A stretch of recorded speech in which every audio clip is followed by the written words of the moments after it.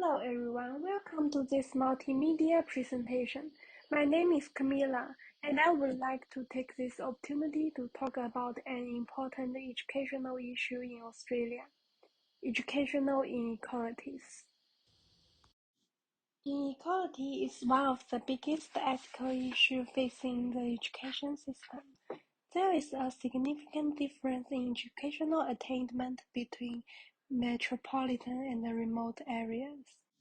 Inequality arising from students' economic, racial, and other family backgrounds often makes school more difficult for these students, and they also have less support from their families than advantaged students. From the data given by Organization for Economic Cooperation and Development shows that the completion rates of the poor Aboriginal people and those from remote areas are much lower than those in metropolitan areas. 1 in 5 students drop out before completing high school. Differences in social status have also led to the school sectors being divided into rich and poor. Most advantaged students are enrolled in the private schools, which charges expensive tuition and has a significant gap with public schools in terms of school resources, such as teaching workforce and campus facilities. To solve this problem, the government is attempting to make the education system more equitable by implementing the policy of Gonski report. This reform seeks to build an equitable school funding system that directs more funds to schools in poor areas.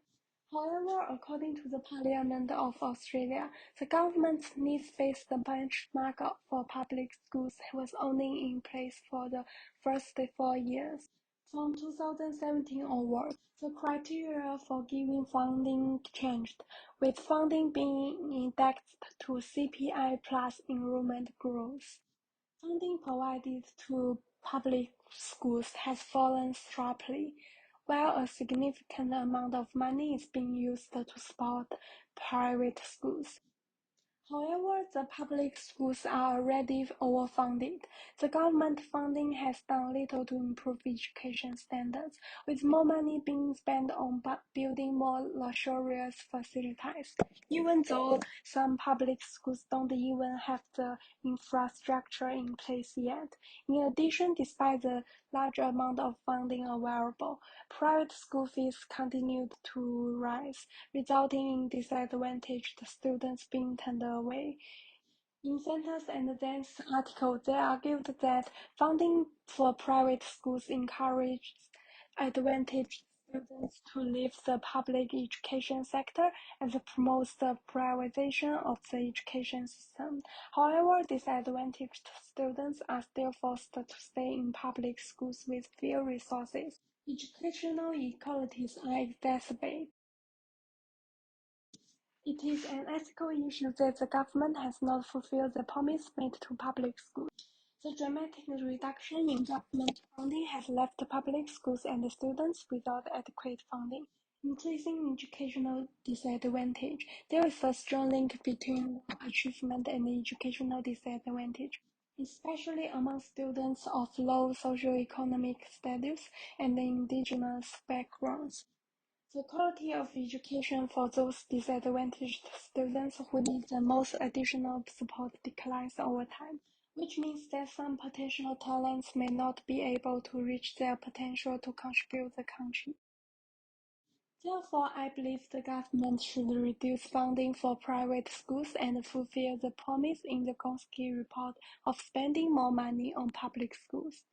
As Kenway states in her article, the Gonski report has limitations, but it provides data to show that disadvantaged students are overrepresented in public schools, highlighting the need to increase resources for the government school sector, and is currently the only opportunities in Australia to potentially address this ethical issue in education.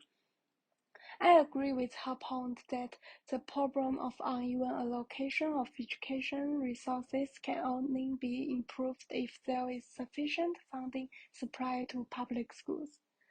Public schools also need to plan to ensure that the fund is fully utilized. First, these funds should be used to improve the teaching facilities. It is difficult for public schools to have as many facilities as private schools, but at least make sure that each school has infrastructure like libraries and stadiums. In addition, public schools need to improve the quality of teachers in disadvantaged schools and to provide students with advanced education. School could use the funds to train teachers to improve their teaching standards. And I also suggest that the education systems allow experienced and talented teachers to provide online courses to ensure that all students have the possibility to access to a quality education. What's more, the government needs to disperse government funding support according to school needs. This requires the government as well as the school sector needs to be more transparent about the use of these funds, especially the additional funds targeted at disadvantaged schools and students. Thank you for watching this video.